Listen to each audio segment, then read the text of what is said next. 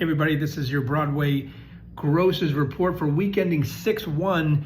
The one is important because this is week number 1 of the 2025-26 season. We are starting over. The one thing you can count on is that there's always a new season after the last one. So here we go. How'd we do this week? Well, starting fresh, we grossed almost $45 million this week.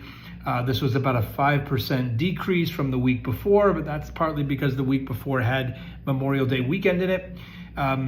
We are up, though, 27.35% from last season, same week. Obviously, massive growth.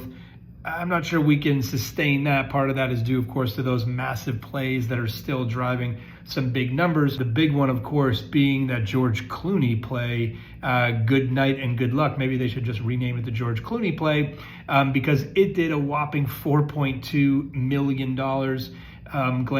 Glenn Ross, of course, still over $2 million. Othello, in its last week, this week, did $3.5 million. So look at that in a 1,000-seat and change theater. That is incredible to do $3.5 million.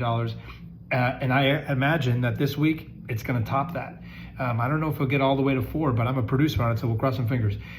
What else was notable last week? Buena Vista Social Club doing $1.1 million. Amazing. Goes to show you what happens when you give an audience something they've never seen before, something unexpected and something so thrilling. That's really exciting. And then also really exciting, especially as it builds momentum and heads into Tony Week, maybe Happy Ending doing another post-$1 million, $1.1 million, capacity 101%, average ticket price of $140. That thing has since September just continued its climb.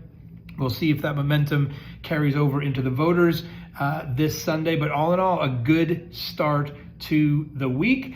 It'll be interesting to see what happens in week 2 this week. And then, of course, week 3, just a couple weeks ahead now, will be the first week where we see the impact from this Sunday's Tony Awards.